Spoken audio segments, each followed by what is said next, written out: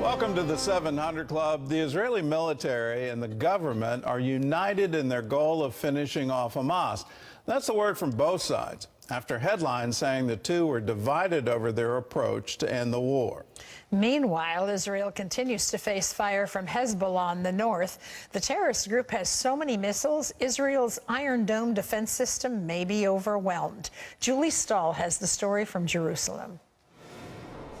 The IDF's main spokesman, Daniel Hagari, appeared to question Israel's ability to wipe out Hamas in an interview with Israeli Channel 13. Hamas is an idea. Whoever thinks we can eliminate Hamas is wrong. He said the way Palestinians in Gaza think about Israelis has to change or the violence will continue. This business of destroying Hamas, making Hamas disappear, it's simply throwing sand in the eyes of the public. If we don't bring something else to Gaza, then at the end of the day, we will get Hamas. The IDF quickly put out a follow-up statement saying Hagari was talking about how hard it is to eradicate Hamas as an ideology and an idea, and added the military is behind the Israeli government's goal of wiping out Hamas's ability to physically govern or fight. The Prime Minister's office said the IDF is, of course, committed to this goal. We will not leave the Gaza Strip until we return all our hostages, both the living and the dead. We're doing this mission and also many other missions, and for now it's better to be silent about it. But sad news about the hostages reportedly left in Gaza. The Wall Street Journal reports U.S. officials suggest as few as 50 of them may still be alive. And a new development in another controversy that's been in the headlines, Netanyahu's accusation that the Biden administration has been withholding weapons from Israel, which the White House has strongly denied. Two Republican senators are saying the administration really is slow-walking the weapons transfers. Republican Senator Tom Cotton wrote to the White House, "Your administration is engaged in bureaucratic sleight of hand to withhold this crucial aid to Israel during a shooting war," saying the White House is covering this up with weasel words and bureaucratic process. Tennessee Senator Bill Hagerty also wrote, "The White House is mad because Israeli Prime Minister Netanyahu is telling the truth." Meanwhile, despite widespread allegations of famine in Gaza, two Columbia University professors studying the issue say plenty of food has gone into the area, enough to feed every person there daily. The professors stated the United Nations and International Criminal Court are using famine that never was, hoping to stop the war. And in northern Israel, an all-out war with Hezbollah seems to be fast approaching as the Jewish nation suffers from almost daily air attacks on northern Israel and a displaced population of 80 to 100,000 people. With Hezbollah's more than 150,000 missiles, U.S. officials worry Israel's Iron Dome could be overwhelmed, leaving the Jewish state more vulnerable to rocket attacks. And while the world focuses on Israel's current battles, the Washington Post is reporting Iran is producing nuclear fuel so quickly it could accumulate several bombs worth of nuclear fuel every month. Iranian leaders have long threatened to wipe Israel off the map. Julie Stahl, CBN News, Jerusalem. Well, my fear is there'll be a much wider regional war that will erupt, and it'll all be sparked by Hezbollah and these rocket attacks. The times are very serious.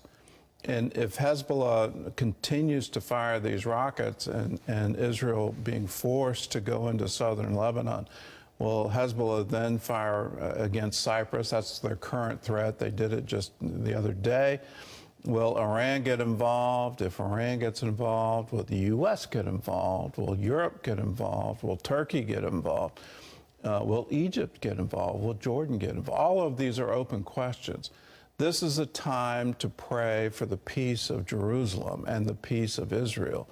These are incredible times that we're living in. In terms of what the real enemy is, you can point at Hamas, you can point at Hezbollah. But we also need to shine a very bright spotlight on radical Islam. And whether you call it Al-Qaeda or ISIS-K or Muslim Brotherhood or Hamas or Hezbollah Palestinian Authority or Fatah.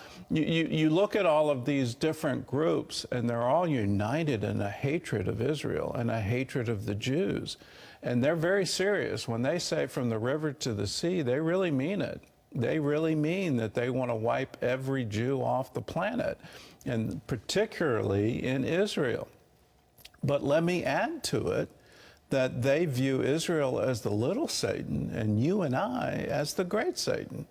So if we don't stand with Israel now in her desperate hour of need, what do we expect to happen? If Israel can no longer stand, well, their next target will be you and me. And so right now we need to recognize that and say, we stand with Israel. In other news, more than 100 million Americans are dealing with blistering heat. John Jessup has that story and more from our CBN News Bureau in Washington. John? That's right, Gordon. It's certainly hot across the Northeast and parts of the Midwest. And sadly, it's going to get hotter in some areas with a heat wave setting record temperatures. Many have taken to the water to try to get some relief, as the thermometer is expected to reach around 100 degrees or more in some places, including right here in the nation's capital.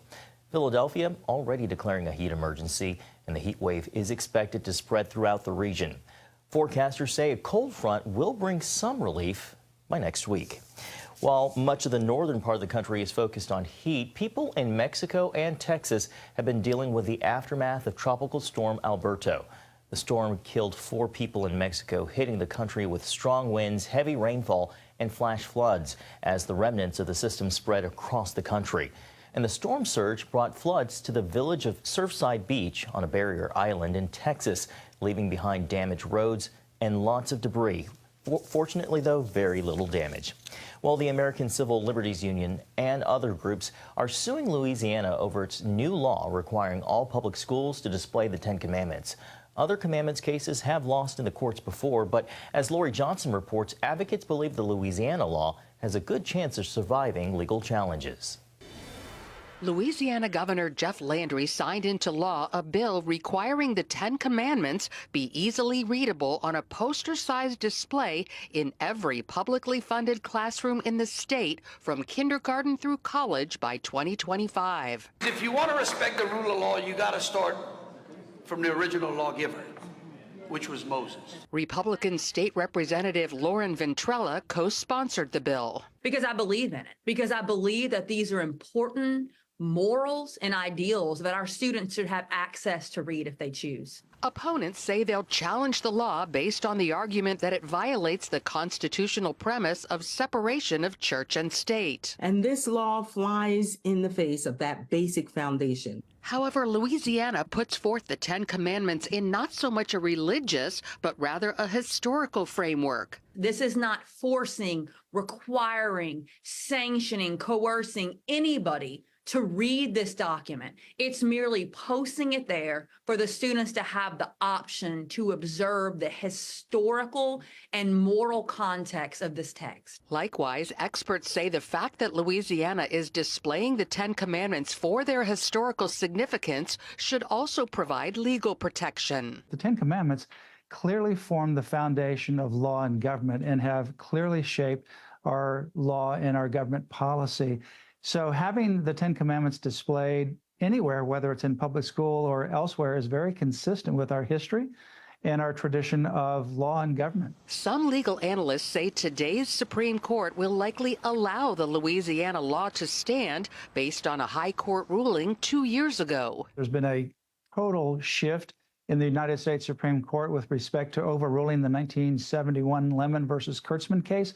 It was that case that has been historically used to challenge 10 Commandments displays or One Nation Under God or nativity scenes. Thankfully, the Supreme Court has ended that reign of tyranny, of that hostility. That 2022 Supreme Court ruling, combined with the way Louisiana called for displaying the 10 Commandments based on their history and tradition rather than religious purposes, means other states will likely follow suit. Well, we've been providing assistance and help to a number of legislatures around the country so that they can really digest this new era that we're in. Notably, Louisiana requires a 4-paragraph attachment on each copy of the 10 Commandments, describing how they were a prominent part of American public education for almost 3 centuries, further emphasizing their history and tradition. The displays will also be paid for by private donations, not by the state. Lori Johnson, CBN News. All right, thank you, Lori. Gordon, back over to you. Well, my expectation is this will probably end up at the Supreme Court, and it'll take the Supreme Court to tell us it's actually legal to talk about the 10 Commandments in our schools, which is it's incredible given our history. The history is quite clear that we respect the 10 Commandments, and certainly our founders did. You know, did they always obey them? Is no, but they at least respected them. Here's something you may not know. There was a MIT study that was done by a psychologist there who was an Israeli, but not a believer. But he put before students in various tests that if they signed a pledge or if they read what was supposedly an honor code, he tried to claim MIT had an honor code, it doesn't. But in that, it was an amazing observation of human behavior. The more you remind people of there are standards of conduct, it actually lifts the conduct of the entire group. That even if it's not actually an honor code at the university, if you claim that there is, and you ask them to sign a pledge that they've done work under an honor code, well, then it raises the morality of the entire group, and you have, even outside of an examination, they took them into some sort of moral quandary, and the ethical behavior survived. When we lose this moral instruction in our schools, we're losing something that's very precious to the entire society, and we need to recognize that. Education used to have as a fundamental, we want to teach moral standards, and we want children not to grow up, you know, as libertines. We want them to grow up under the knowledge that there are things that are right and there are things that are wrong. And when you get rid of any kind of standard, well, you end up where we are today, which is sort of chaotic. Let me add to it, if the Supreme Court says you can't have the 10 Commandments, well, then what in the world are they going to do with their own pediment? We just had a shot of it in the story. Go take a look at that. You'll see 3 lawgivers up there. One of them is Confucius. The other one is Solon from ancient Greece. But there's also Moses, and Moses as the lawgiver, a fundamental to Western civilization. Let's recognize that, and above all, let's start teaching that to our children. Well, and just in case you haven't noticed, this is an election year. Republicans are dead set on taking back both the presidency and the Senate. Democrats are focused on the abortion issue to make sure they remain in power in both the Senate and the White House. Well, CBN's chief political analyst, David Brody, shows us what's behind the strategies.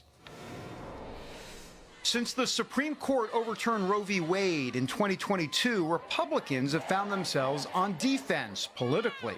That's because Democrats have weaponized the issue in an attempt to scare voters about extreme GOP policies in a post-Roe world.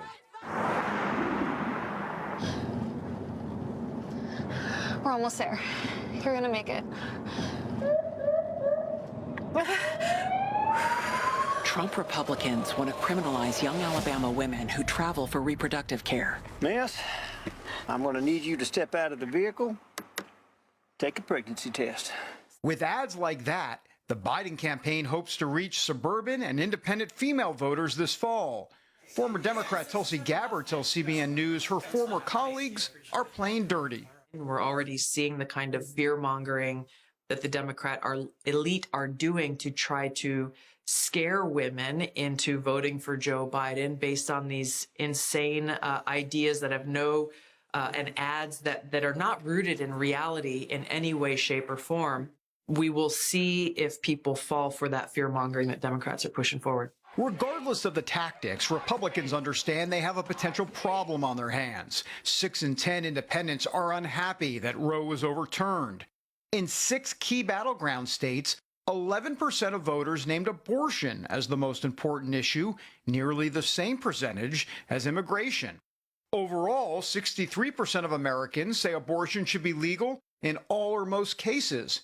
And when it comes to moderate Republicans, that number reaches 67%. These stats have forced some Republican candidates to slightly shift their stance on the issue.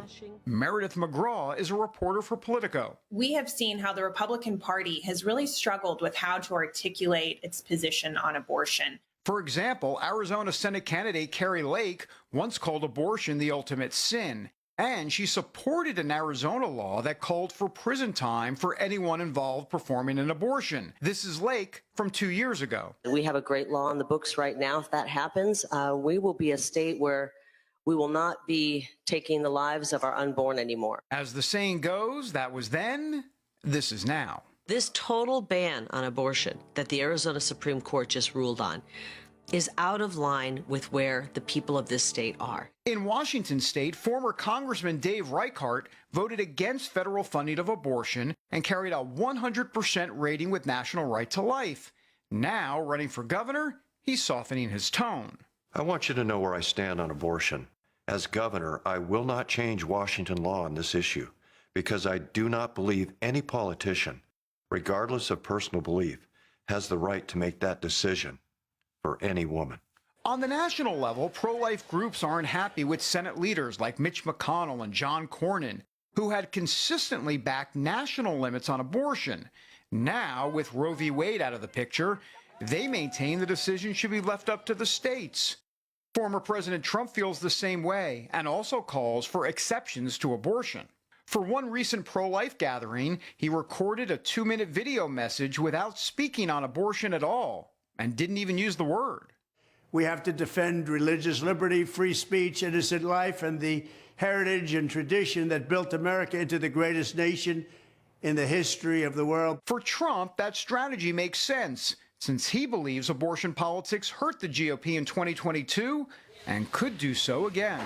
It really hurt the Republicans. They didn't know how to talk about the issue, and now I think they're learning how to talk about it. Last week on Capitol Hill, he told congressional Republicans to follow their heart on abortion, but to do it in a way that makes sense to voters. It seems to me, just being a political observer, that he's an art of the deal type of guy. He understands that it's not a, quote, winning issue for Republicans right now, and so why double down? And it just seems like that's kind of the strategy at this point. I think Donald Trump is really trying to find some middle ground here and give himself some wiggle room so that he can appeal to the evangelical voters who have continued to be loyal to him over the years, but also make appeals to more moderate voters who have a different position when it comes to abortion. While he's considered by some evangelicals and pro-life leaders as the most pro-life president, 2024 is a new environment.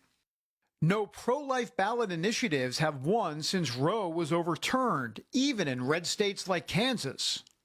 Abortion measures will also most likely be on the ballot this time around in the key swing states of Nevada and Arizona.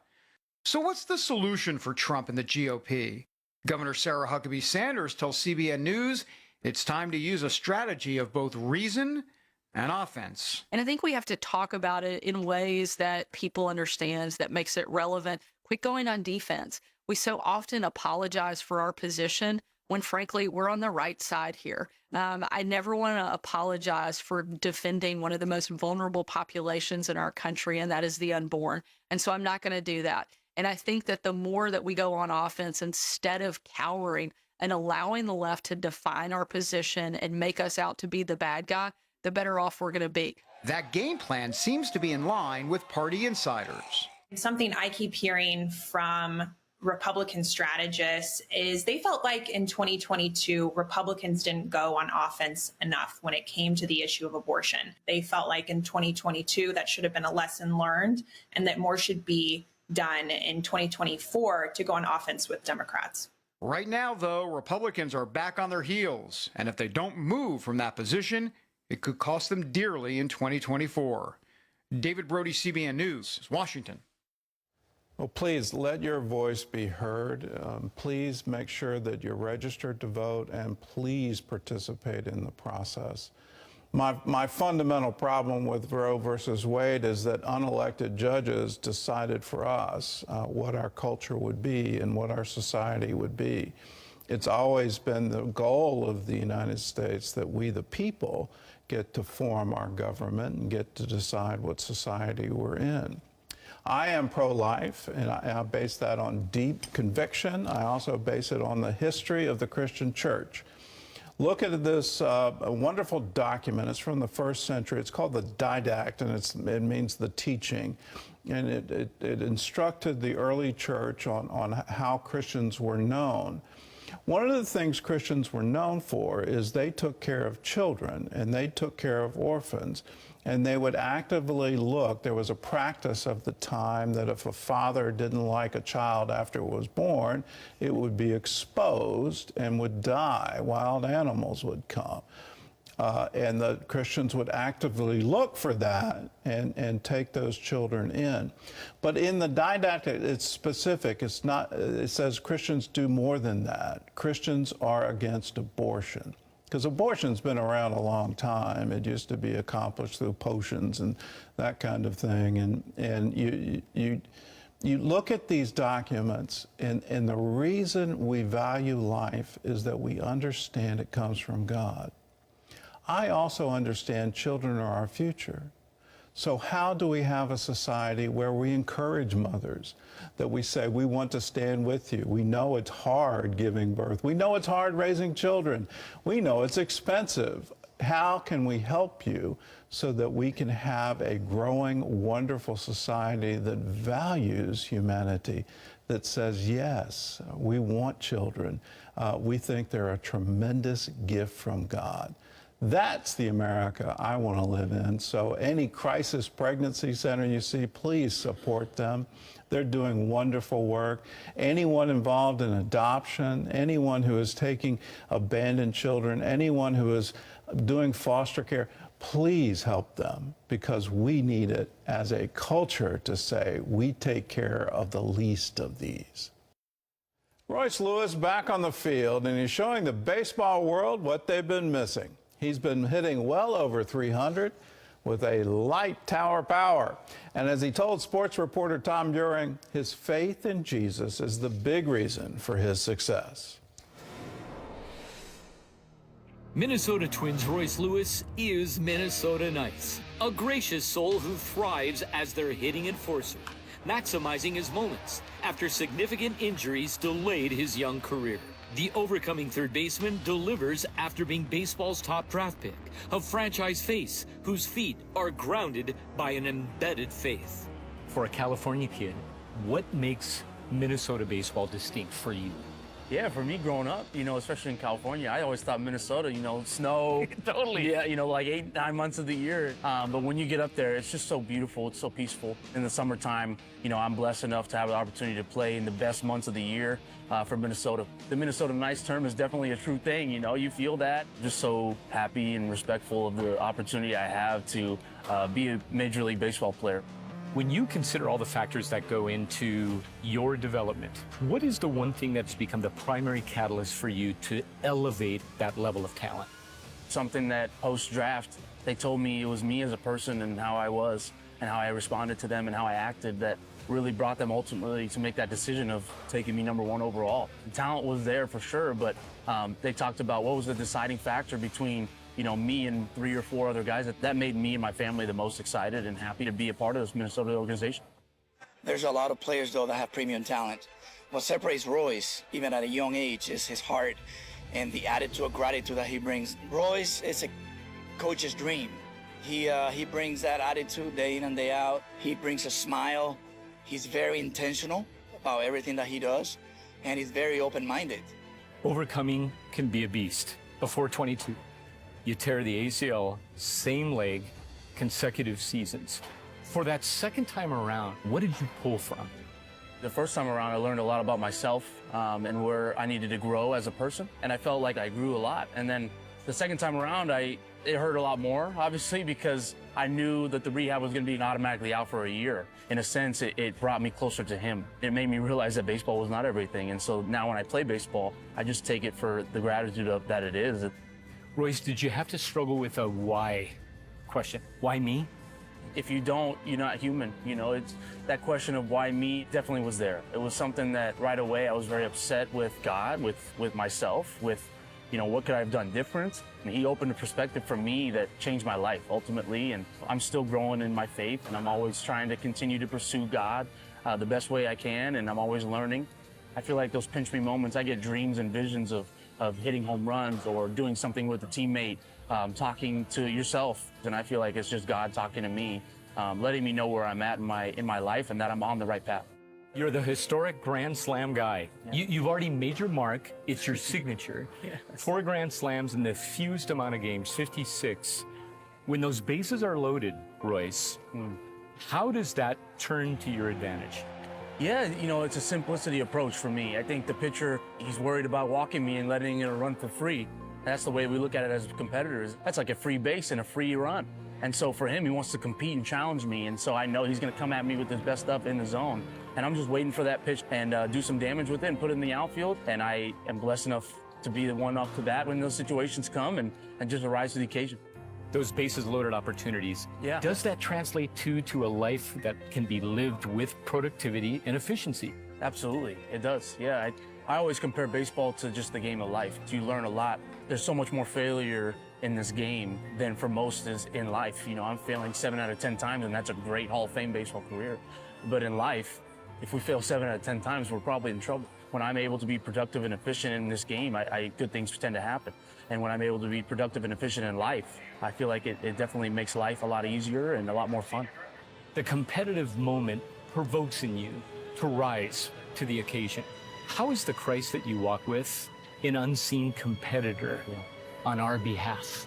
He did the ultimate sacrifice. And I feel like that's why he's the best competitor there ever will be. To do something that no one is willing to do, and to do it for others who may not be worthy, and to do it for just the kindness out of his heart. How wonderful of a moment.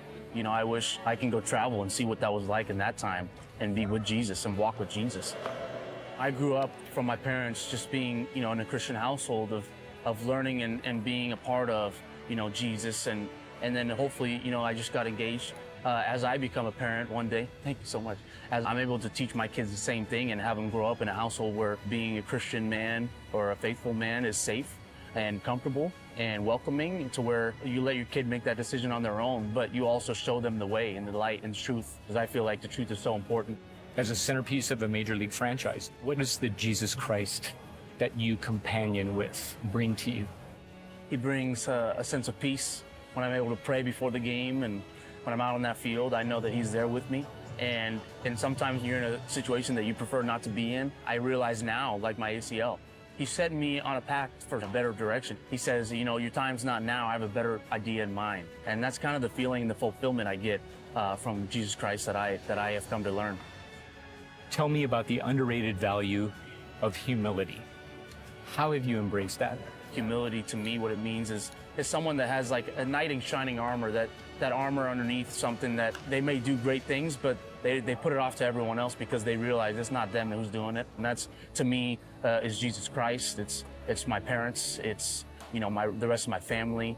And they're giving me that armor to be the man I am today and put me in the path to be successful. Incredible wisdom from someone still young, but at the top of his game. And he realizes the position he's in. Realize the position you're in. You're an example to everyone around you. Don't hide your lamp. Let it shine, just as Royce is letting it shine for the whole world to see. Here's what Jesus did for me. Here is how he's guiding me, showing me, even in my darkest moments where I have ACL surgery, all of these things are happening to me. I can still rejoice because I know he has me on a path. He has a plan, he has a future, he has a destiny for me. The more we can proclaim that to our hurting world today, the better off everyone around us will be, because they'll look at us and say, yes, there is a way out. Jesus is the answer. He is the way.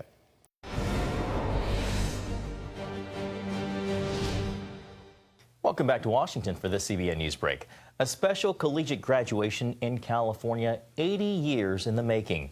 Virginia Ginny Hislop almost completed her master's thesis when she left school to care for her family during World War II.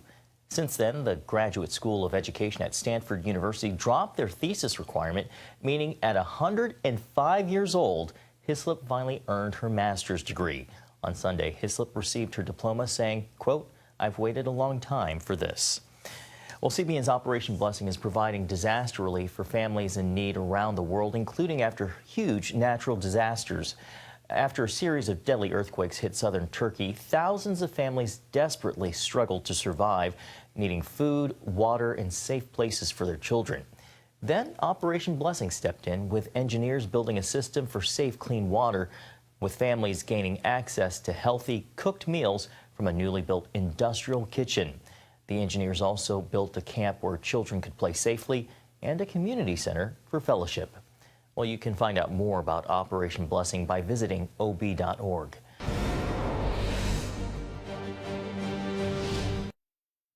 When Billy grows up, he wants to adopt children from the street. He has a special heart for those without a home because he used to be one.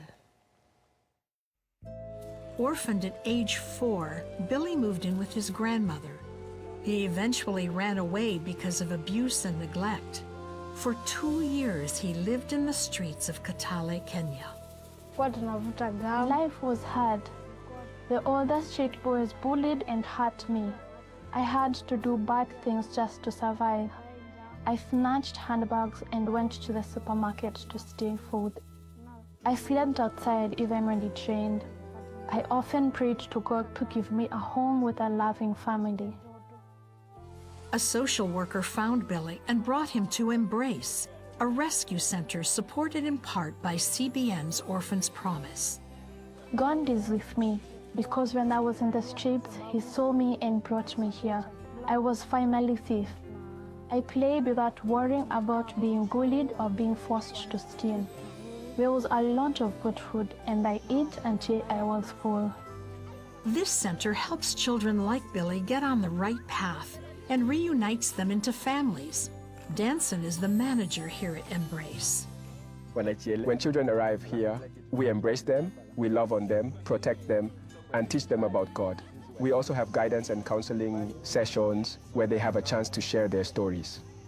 When Danson told his wife about Billy's background, they decided to adopt him and welcome him into their family. I love my family, and I know that I am loved. I am safe and happy where I am. When I grow up, I also want to adopt children from the street like I was adopted. I will love them and teach them to love God like I love Him. To Orphans Promise, thank you for helping us to stand in the gap to rescue and change the lives of these children. Through you, we see hope growing. Thank you for helping children like me. I am so grateful because you rescued me, and now I have a family. I was just with Danson in Kitale a week ago, watching the work that's being done with these young boys that have lived on the streets, some of them sniffing glue just to stay warm, many getting into alcohol, other drugs. It's a rough life. And then they come to this place that is so amazing, where they have food every day, a bed to sleep in. I can tell you that Billy never slept in a bed before he came to this work in Kitale. We are able to do that because of your kindness and generosity. I just want to say thank you. There's so much going on there. Operation Blessing has built a wonderful well for them. Orphans Promise is helping to sustain the education and the food and the place that these boys live. And they're all watching Superbook. I sat there and watched them perform, watched them recite scripture verses. I want you to know that the gifts that you're giving are really making a difference. I've seen it firsthand. So thank you, because there were lots and lots of boys like Billy who were there going to school, learning to read and write in a safe place. Can you imagine a child out on streets like that, not wanting to be a part of it, but having no place else to go. Thank you for providing that. It's just one of the places where you're making a difference. Join the 700 Club because you have opportunities that are too many to mention, and it's not just in Kitale, Kenya. It's all around the world.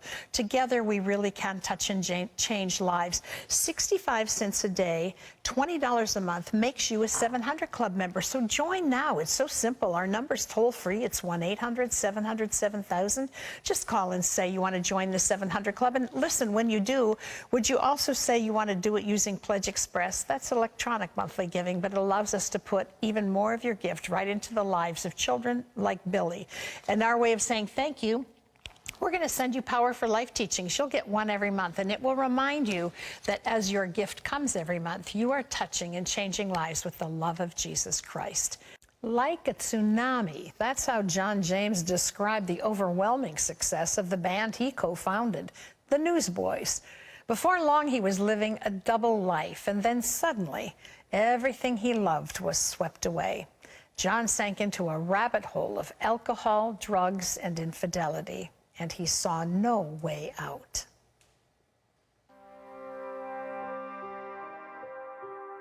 G'day there, my name's John James. I was the former lead singer and co-founder of the Newsboys, and this is my story.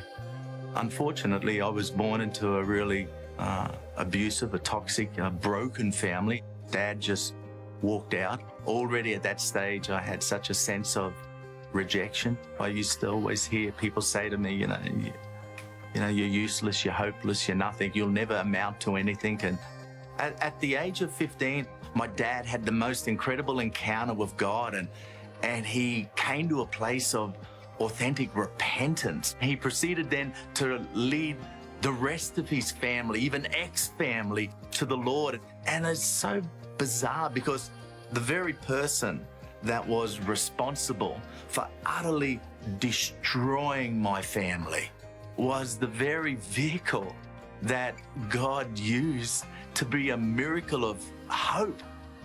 I'm 19 now, and God orchestrated another incredible encounter in my life, and I met a young gentleman that was a drummer, and he was with several other guys that was talking about starting a band that was going to be the Newsboys eventually, and now I became the lead singer and of the Newsboys, and it began this incredible journey, I think, for us to write music with a message of hope found in Christ alone.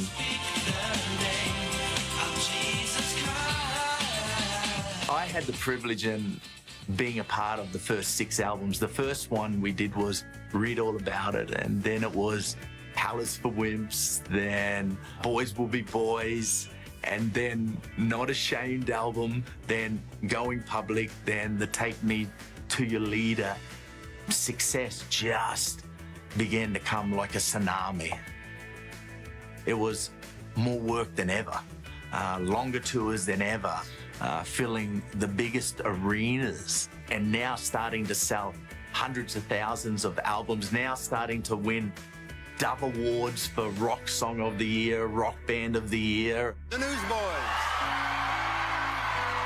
You know, starting to see gold albums, and, you know, we were getting married and having families and children, but the incredible wealth was coming now, the beautiful homes, the beautiful cars. We were living the American dream. Money, lifestyle, success, fame, the ministry has the ability to expose defects in your character. It's easy to be great from a distance when the limelight's on, but behind the closed doors, when you're not on stage, when no one's around, the lifestyle will begin to expose, like I said, the defects in who you are, in your foundation, in your character.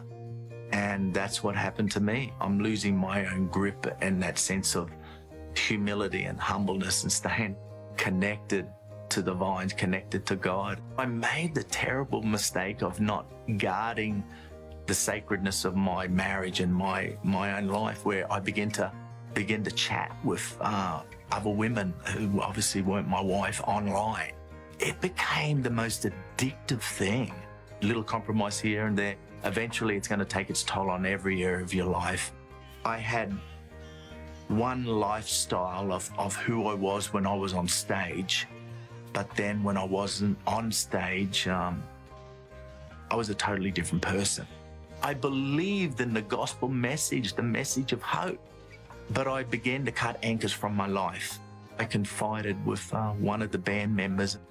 Long story short, I was forced to step down and resign from the Newsboys. My world, it fell apart, and I was so exposed.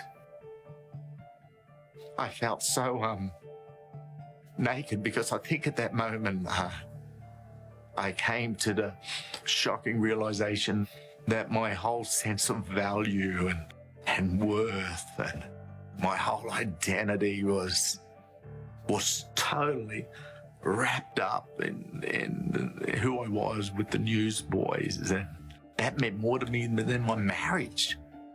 They're trying to fight for my wife, for my daughter. No, this is my identity. As long as I was with the Newsboys, I'm somebody. I have a purpose, I have a future, I have a hope, my success, my fame. Then when my career came to an end, I used alcohol as just a vehicle to escape. And things only went from worse to worse. I know my wife one day, and she found a bunch of letters, and she opened it up, and they're all from this woman that I'd been talking to, and she left. I went down that rabbit hole even deeper with the drugs and the alcohol. So I thought, well, let's just go back to Australia. I'll let all that blow over, and I'll go back and patch things up with my wife at the time. And getting back to America so I can continue living the blessed life now was more important to me than my soul, my salvation. God shut the door for me to come back to America. And then God started the journey of taking me to the wilderness, where that John James had to die. It was the most painful, the most gut-wrenching of dying to self and allowing God to heal the wound and the abandonment and the rejection and the unfaithfulness and just the mess. Eventually, that marriage with my first wife came to an end. And I'm at a place like, God, how are you ever going to fix someone like me? And I remember one day I was sitting in church, and I was so just broken. And there was a speaker there from South Africa, and he didn't know me from a bar or soap. He wouldn't have a clue who I am. And in the middle of his message, he stopped preaching and walked down off the stage and comes into the row, and he points his finger at me. And you talk about read my mail. And I remember when he spoke to me, I began to break down and weep. It showed me that God still loved me and God saw me. And God, in His mercy, was able to help me find a way back to the foot of the cross in repentance. I had to settle in my heart, because I think the Lord prompted my heart, if He did choose to bring me back to America, but if He chose to send me to little out-of-the-way places that may only be 5, 10, 15 people in the middle of nowhere in a little church or a community or someone's home, would you be content with that? I honestly had to come to a place of saying, yes, Lord. And so that's what I've been doing. I met this other recording artist, this wonderful lady, and we got married in our home church at that time in Florida. And now I think Tanya and I have the most incredible privilege as missionaries to America. Through iReach USA, the ministry, we're looking to bring a message of hope to public schools, to drug and alcohol rehab facilities, to local communities, with military bases around this great nation. I tell my story today humbled because it's about God and His love and His faithfulness and His goodness and His mercy. I believe He's not only God of the mountaintop, but He's God of the valley, of the storm, of the grief, of the shipwreck, of the loss, of the pain. And He's there every step of the way. He is there every step of the way, and maybe you can relate to John's experience. It's easy to be great from a distance, but when we don't maintain a closeness to the one who has saved us from ourselves, we become prey to everything around us. We become prey to the one who is looking to destroy us. And then he begins to do that one step at a time until we find ourselves dead in the one who gives us life. And we cry out and say, God, have you forgotten me? If that's you today, I want to say to you, He has not forgotten you. But this is the journey. It's one of surrender. I surrender all to Jesus, I surrender. You know, it's what He requires of us. I say, the end of me, and God, the beginning of you in me. And there isn't any special formula that you have to follow for that. There isn't any special accomplishment you have to follow. Whosoever will may come, but you have to die.